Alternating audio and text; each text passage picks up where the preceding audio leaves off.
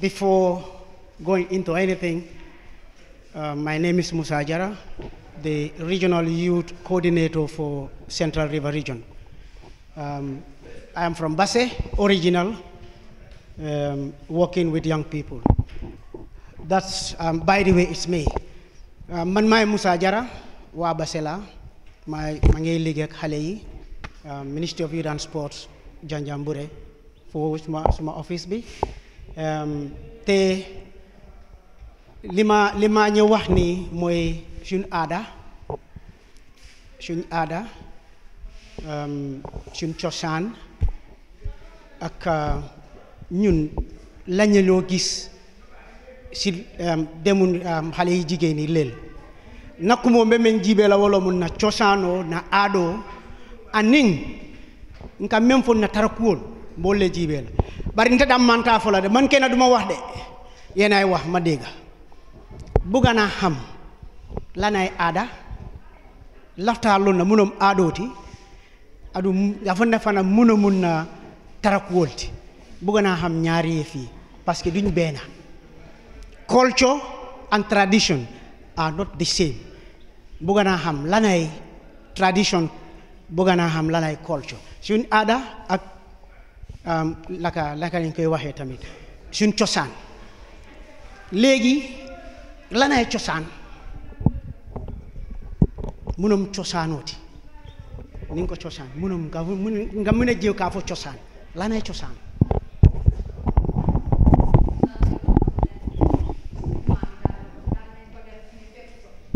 suñ maam yi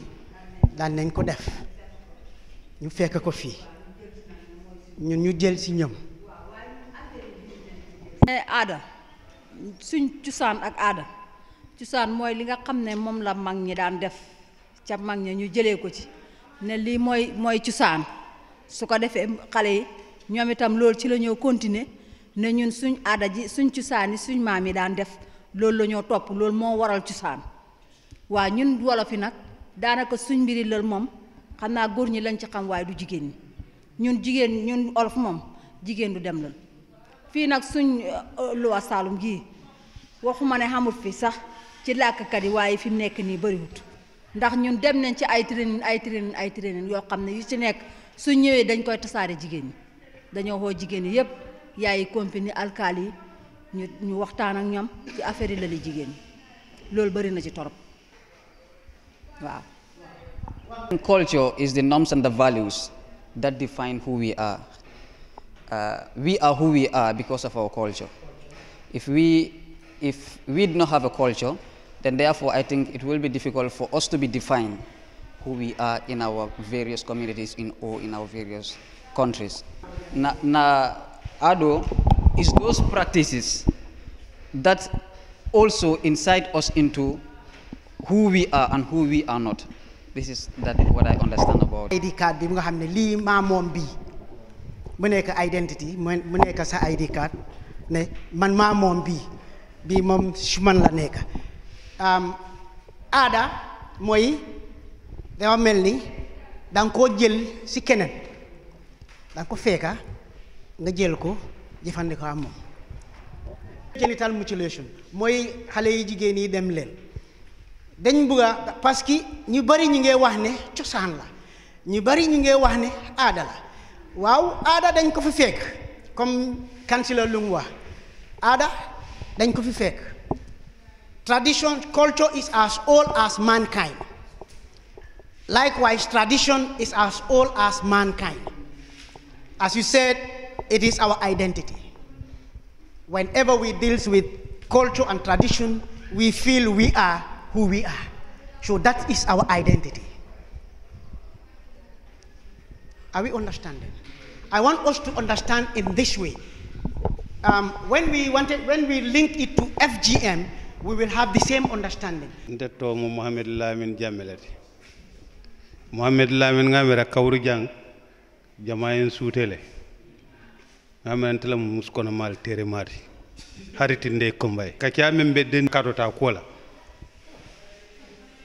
Nya karota nga tarle ado le mu ado meya lon kwa mutatala bam ta baba kele sutuntro manin kolya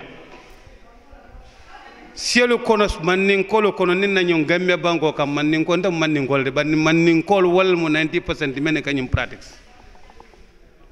bare ni nata man toro fanan jibe ya man toro jibe ya jibe 90% ibar la manninkol la kolya ibar la bundar because ñakadota ninga fo bi jannim fono we kelanta ban ala man toro siatan bari si dantan fono le mi yalon ko akum mayatale because ñi ñakadota biya korosi nata misal fe num fon PowerPoint wen alaw num mba sifalu tambila janna sifalu men yalon ko i fatatale ñakado talu fatatale i siddolu je wulu siddo mandim bondige i siddolu je wole temo bondi i siddolu je wol ya mu mela be bondi fereng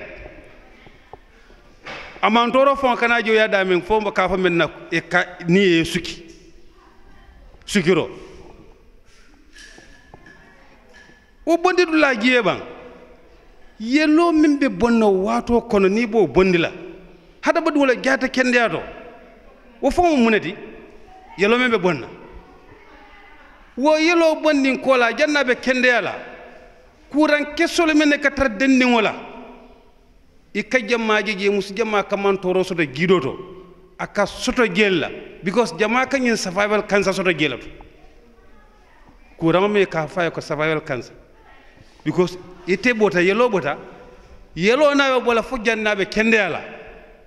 ite ya loy malon kuran wala be no mar rek wo kuran kesole men ka tar je naye kutu menna a jawan yala man toro kanamune to aka survival cancer la dila wo survival cancer na akronete jama o mari la gido bu ka sone akote ye man toro klingela isid dingo nyini yetata futo la sangi gelu dingo to sone anola because dingo giyo nyanta dingo nyanta tala silo menna akarro silo e kuran soto san dingo tita akotenki futo be tala gi bari dingo tita ko tenki yala man tora kilingel afula ni nata gido to wuludula ntole be damin ndeysam man tora bay kam man tora bala gigi hada maddo ya kasara fa ibulu kondin kilon fon tuman do bato ka dingo la ko wartande nyimbulu ko ndingo sa no ka dimbulu ko no man tano damin dindi ko ka bolo dum ha good kufula babe man toro sodla diwbe man toro sodla baba sodla nyaade la because say be la fi la ngin naka bala fa o diwoy bala fa ñin kufula yetle be bala fa la o diwoy bala fa ite be bala fa la damin iba baramalal yow man toro je diwo na ala fa aba baramalal say diwo membe konoto wo ñanta wato men tala pura e wulu nin ko men diwo ñanta tala montro wati kilina e wulu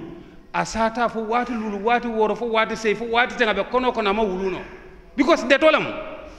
baba pus latinano baba pus latinano wadinno wala ni jiyo say abe gilale na gita don nindi wo din wulu ni alaman ni de ma don wadinno ka kuran la sote ka fo me bat asphyxia sivia bad adfisia diŋo la niigio sayin a brektale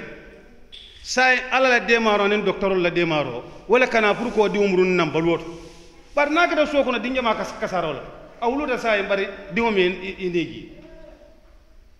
because fo ñoñanta bula la damin na ka finti wo buloktale hadama ɗo ni me niigi nuŋo data fo montro waati fula dinnoɓe ñana soto la wulwoto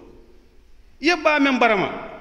say ya barama dam because la faro ñing sometimes ni ta bala si solam e ba kundu kal damen dula kumma la be jew dula kumma ala man tankal la ni o tinya muso bala muso la futu woti nyaata ala muso abe tar la jede bara la futu woti nyaala because wodinkira fennel bedden dingele ka foy ko battling glands wo battling glands nim futu be kering secretion be kering wala le ka jiodi muso la futuo men man jiyo sota la jiya buka dia a futuo ka kolea wala ka jiyo di sanno ta jedu fudu ta ji soda sa en fudu dum da kole ya kono ani mantoro because sa haninen ke ba fudula ni me ke ko mantoro fulo menti nimbe futula nke man kayelo jele nimbe futula kambara male ndem futude kamonda ko la kalan sedolte kanyato be faram because giyo mengenta futuwo dianlo giyo dula wala tinyata biro wulu dulato so atinyata wulu dula damen saying akoleata saying pour ye futuwo dia so do kotanki na meke amede imeke ku wakeo ab kata musu dole ngin ka because eta muso be labanna burla eta futuwo dia so la ntenim nen kebe kafulan katu jarenne nte buka futuwo dia so futuwo kole an katu wodronne kono jama kiskisi abe sunna nya kado tala ye barama daming ya problem o sodo je o wuludle ya problem o sodo je. I think on behalf of JOSTAC, that is Janjanbureh United Sustainable Tourism and Community Training, I have to seize this opportunity to thank you all for gracing this occasion, because the reality here is we all know we're still in the harvest season, that is in relation to the produce of the rains, and you have all left your commitments, that is going to the farm to be engaged, just to make sure that you take part in this training. But again, as my colleague have rightly mentioned, it doesn't stop here. This is the beginning. And the beginning I meant here is like, I believe we can all go back to our communities and make sure we make a positive change. And as young people, we must also understand that we must work very hard to make sure that we end FGM in a generation. This is our generation as young people. We're lucky to be part of the 21st century. And we have every facility to make sure that our voices are heard. And if we use the right approach, I am with the conviction that some of the things that we have gathered from the three facilitators would definitely be put into practice. As usual, my role here, as he said, is to at least give you a brief explanation of what does the law says on FGM. Legal instruments which actually are here. The England Act has also been amended to include what we call child marriage, forceful child marriage. So, like nkamem fonu mandika kangoto, luwal membe caring me yalon ko wole nata ka nying musola nyakato takele. Women Act, nying Women Act, nying meta janne sign because kabrin 2010 nka Women Act jele. But inata fendole la fa Women Act kono wolem the Women Amendment Act 2015 because mbeya kalamuta ko wati sotota na ex-president aya announce ko musola nyakato ta abota Gambia mengo menye mutala ini loi ba bondi la nyoto so bi mbe nying act flow nying loi flow mbina wala ko le kachala. I was telling you here is this act has totally prohibited the act of female genital mutilation. This act has totally prohibited the act of female genital mutilation. The Women Amendment Act 2015 tells us that anybody who conspired, anybody who took part, anyone that supported, or anybody that procured anything capable of or something that has even the attempt of cutting the genitalia of a woman in this country right now is a crime against the laws of the Gambia. We will talk about that. The 1997 Constitution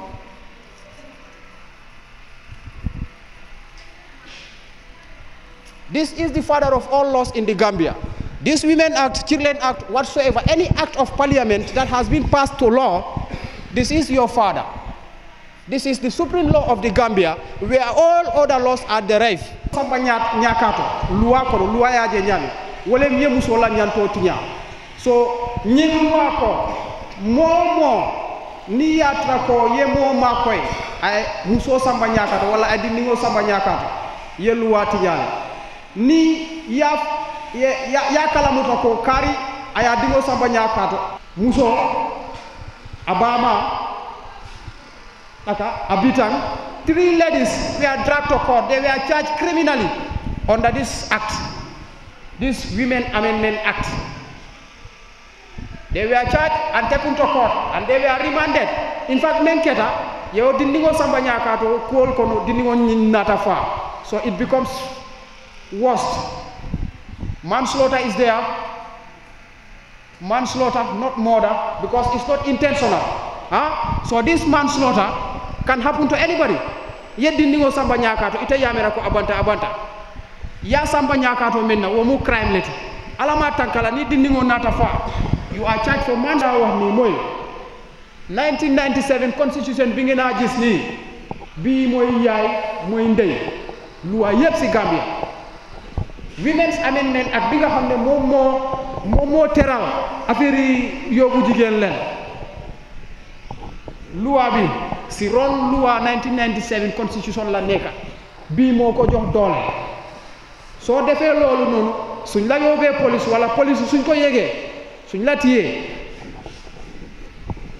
criminal court boobu moo laa caaj ñaata at nga war a nekk kaso loolu yépp ci criminal court bi lañ koo jële loolu laa nekk di explainer PC. This is where you can find punishments and procedures of the criminal code. You know, the criminal code is what you will use to guide yourself to charge, take the individual before the law. Then the procedure code, the CPC, it's where you can find the fine. Dafa am luma bëggona def rek because dama feel ne presentation am bi yépp ci angale la ak ci soose te am na ñoo xam ne tamit am olof lañ gën a dégga te soose la suma olof bi setut waaye dama bëgg a jël tuuti time suy nekk 5 minutes comme ma mun a summarize lu mu doon joxe noonu comme si doorin bi rek nu mu ko waxee si wàllum dem aala lañ doon wax mooy nuñ dee yóbbee jigéeni aala loolu lañ doon wax soo moom waalaam fii mooy pour mu ñëw wax ñu loi bi lum teg si loolu noonu walla lu nekk si gannaawam suñ demee si wàllum loi bi am lu mu fi njëkkaa wone mooy ne comme Gambia dëkk la boo xam ne ñu nit comme loi moo nekk si gannaaw dëkk bi loi daal moo nekk di yóbbu dëkk bi soo si njëlbeen lu mu ci wax mooy 1997 constitution bi 1997 constitution bi moo ëmba loi Gambia bi yépp soo ci demee loo faa mun a fekka mooy danga faa mun a fekka di Children Act danga faa mun a fekka di Women Act 2010 yii yépp loi lañ yoo xam ne dañ leen teg si boobaa koo xam ne yóbbu nga sa doom bu jigéen lël oo nga yóbbu jigéen ala loi bi lum la war a teg moom la doon explain 2010 indi woon nañ loi bi mooy time Yaya Jammeh dëgg la Yaya Jammeh dem na waaye loi bi ba léegi mu ngi des because du ne Yaya Jammeh moo defaroon loi bi suñ député yi ñoo toogoon ci National Assembly bi ñu defar loi boobu nuñ ko dee ooyee mooy bill buñ defaree bill bi dañ ko yóbbul président bi pour mu ameen ko ñeneen ñuy ko ne achen bu mu ko amenee mooy woon 2015 am na fu mu ko doon waxee 2015 boobu noonu loi bi dafa taxaw mu nekk loi ci Gambia ne soo yóbbee sa doom bi jigéen aala da nga war a fay et comme suñ la soo ko yóbbee aala ñu yóbbu la police nga war a dem court soo demee court da nga war a fay $10,000 su dee loi bi def la jàpp walla nga dem tëdda kaso ñetti at soo ñun moo tax ñu génna pour ñu waxtaanaa nit ñi because dañ feel ne kaso bi mënut a solve suñ problème suñ ne fii ku dem lër rek ñun ëllëg ñun yëpp dañoo nekk ay papa mun naa ne tey saa ay papa lañ soo moo tax ñu ne baa ñu génn ñu waxtaanaa nit ñi ñu mun a xam ba loi moo nekk ci gannaaw yóbbu jigéen lël da ngaa gis ne comme suñ tànka pour dem court house dafa wàññeeku da ngaa gis ne suñ tànka pour war a dem prison dafa wàññeeku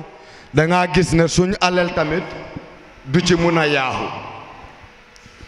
so loolu yëpp si naka la moo mun a xëjee mooy ne suñu waxtaanee ñu mun a understand loi bu nekk si gannaawam soo ci jógee wax na fi Women Act bi yii yëpp ay domestic law lañ loi lañ yoo xam ne nekkuñ international law si Gambia fii rek la dafa mel ni rek comme soo demee Sénégal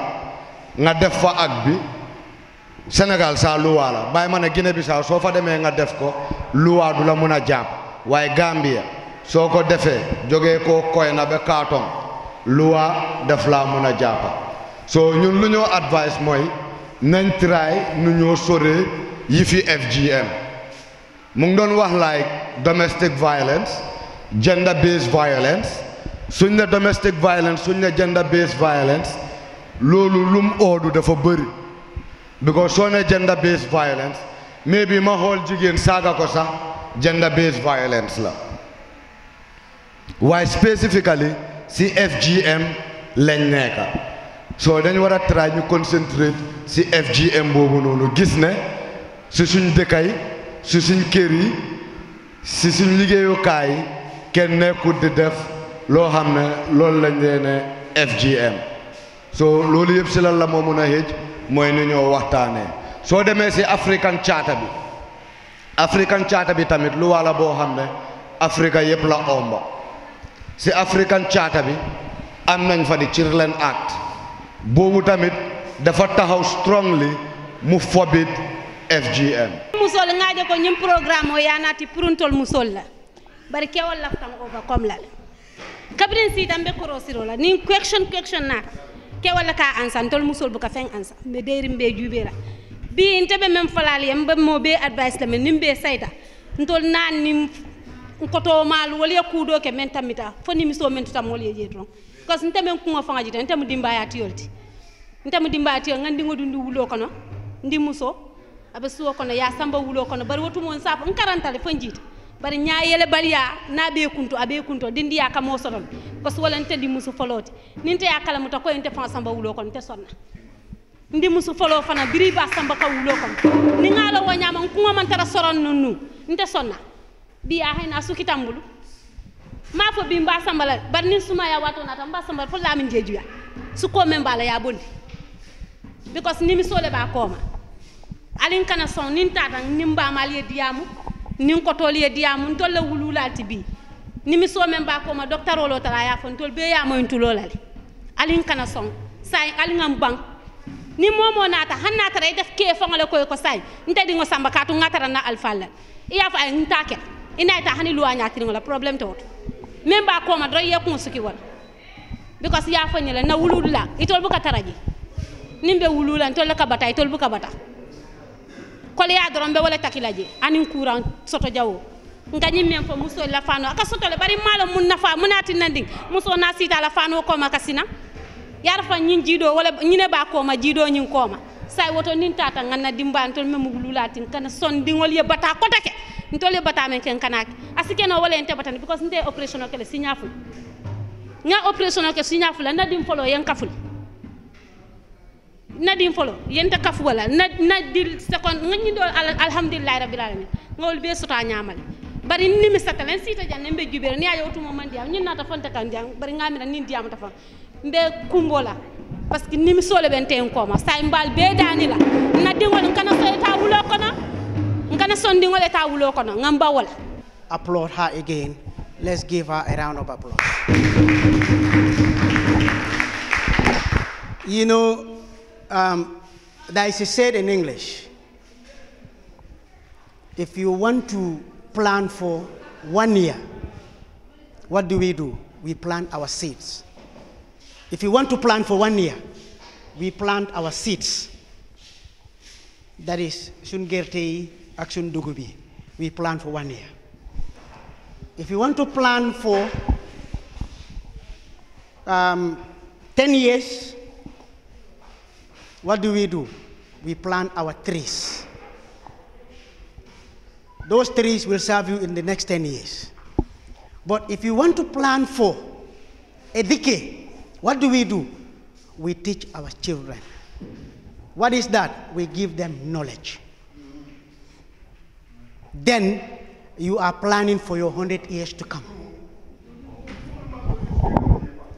Munati nambo fokang lita may wax li toujours ñu ngi o mbolo kaale ñu boka ñu wax leen ngeen wax ñu dañ bëgg xamal ne du ñun suñ doomi ak doomi ñuy ñëw ñoo tànne ñu ngi wax li ndingul ni nding ko tongul mel kana wala nanka ñilu fo ni ye diwul karandi ye dolu karandi saman ka bole bar nimmal londo sotonte bola olof njaay ne so xamee nga xamle man din kol ko ne londo soto molu londi fulolu ko sa andi ñimbe mu muneti ni muruta ya yemen soto jang ya di wolla ngana ta nga siyakan ma futandi moluma ngana ta nga siyakan ma yitandi molla nga mol kala mutandi mobeti nano jang. Thank you all for your participants. I would like to thank the sponsors, the Girls Generation, for sponsoring on FGM to end FGM in this generation. I would like to thank Just Act members also for making these things to be possible, and my fellow participants, thanking you very much for coming here today and attending this thing. And my advice to you all is that let us try, as we the participants, when we go home, we try and advocate it and tell to another people